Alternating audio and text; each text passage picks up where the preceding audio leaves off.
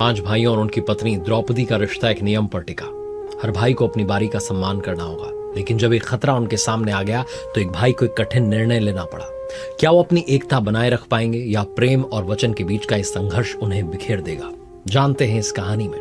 नमस्ते, मैं आरजे कार्तिक। इसके निर्णय से सभी पांडव दुखी थे, लेकिन वो ये जानते थे कि उनके भाई का धर्म था।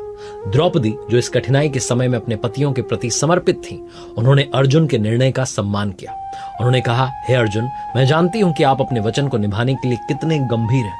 मैं आपके साहस और नैतिकता की सराहना करती हूं, लेकिन मैं चाहती हूं कि आप जानते हैं कि मैं आपके बिना कमजोर महसूस करूंगी। अर्जुन ने मुस्कुराते हुए कहा, हे द्रौपदी, आप मेरी शक्ति हैं।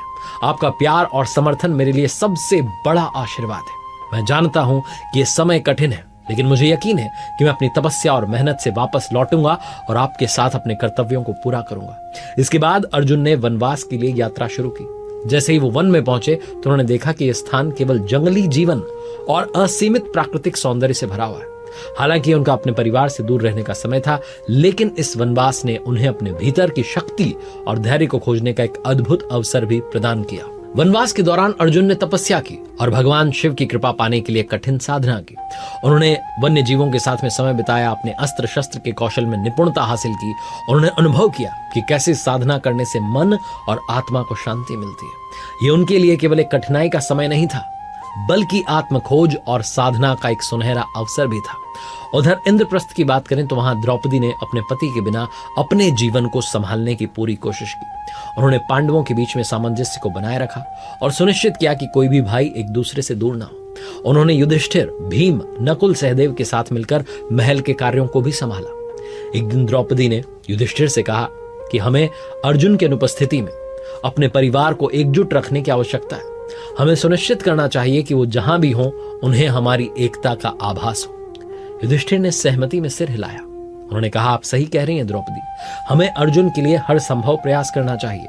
मैं एक यज्ञ आयोजित करने का विचार कर रहा हूं, जिससे हम सभी देवताओं को संतुष्ट कर सकें और अर्जुन की सुरक्षा के लिए प्रार्थना कर सकें। इस प्रकार जो उस यज्ञ की तैयारियां शुरू हुई। यज्ञ में भव्यता थी, विशेषता थी, जिससे सभी पांडवों के मन में आशा और विश्वास का संचार हुआ। द्रौपदी ने अपने समर्पण से और बुद्धिमत्ता से सभी को एकजुट रखा और यह दिखाया कि वो न सिर्फ एक पत्नी है, बल्कि एक सशक्त महिला है जो अपने परिवार के लिए हर परिस्थिति में खड़ी हुई है। जैसे जैसे दिन बीतते गए, अर्जुन ने वनवास के दौरान कठिनाइयों का सामना किया। उन्होंने अपने तप और साधना से न केवल कौशल को बढ़ाया, बल्कि अपने व्यक्तित्व को विकसित किया। उन्होंने अनुभव किया कि कठिनाइयां उन्हें और मजबूत बना रही हैं। एक दिन भगवान शिव जी उनके पास आए और उनकी तपस्या से प्रसन्न होकर उन्हें पाशुपतास्त्र प्रदान किया।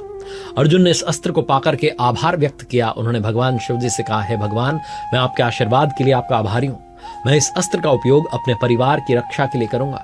इस प्रकार अर्जुन का वनवास केवल कठिनाइयों का समय नहीं था, बल्कि आत्मविकास और सीखने का भी एक महत्वपूर्ण समय था। उनके साहस और संकल्प ने उनको और मजबूत बना दिया और वो अपने भाइयों और अपनी पत्नी द्रौपदी के प्रति अपनी जिम्मेदारियों को निभाने के लिए और भी तैयार हो गए।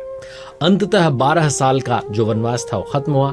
तब अर्जुन और पांडवों का एक नया अध्याय शुरू होने के लिए तैयार था। द्रौपदी ने आशा और प्रेम के साथ उनका स्वागत किया। पांडव जो थे एक दूसरे से मिले और ये तय किया कि अपनी खोई हुई भूमि और सम्मान को पुनः प्राप्त करने के लिए एकजुट होंगे। द्रौपदी ने कहा, हम सभी एक हैं। हमारे बीच में जो भी बाधाएं आएंगी, हम सब मिलकर उनका सामना करेंगे। हम अपनी पहचान और सम्मान को वापस पाने के लिए पूर्ण रूप से तैयार हैं। युधिष्ठिर ने इस विचार का समर्थन किया और युधिष्ठिर ने कहा कि हम सब मिलकर के अब ये संकल्प लेते हैं कि हम अपने अधिकारों के लिए लड़ाई लड़ेंगे। अर्जुन, आपके अनुभव और शक्ति हमारे लिए बहुत महत्वपूर्ण रहने वाले हैं। इस प्रकार पांडवों ने जो है अपने लक्ष्य को निर्धारित किया था और एकजुट होकर के अपने अगले कदम की जो है योजना बनाई थी। उनका साहस, एकता और द्रौपदी के प्रति जो समर्पण था, उनके लिए नई चुनौतियों का सामना करने के लिए उन्हें प्रेरित कर रहा था। तो आपको ये कथा कैसी लगी, हमें अवश्य बताइएगा। हमें जानकर के खुशी होगी कि आपको ये कथा कैसी लगी। क्या इस कहानी ने आपको भावनात्मक रूप से छुआ? आपका फीडबैक हमारे लिए इंपॉर्टेंट है। प्लीज उसे शेयर कीजिएगा।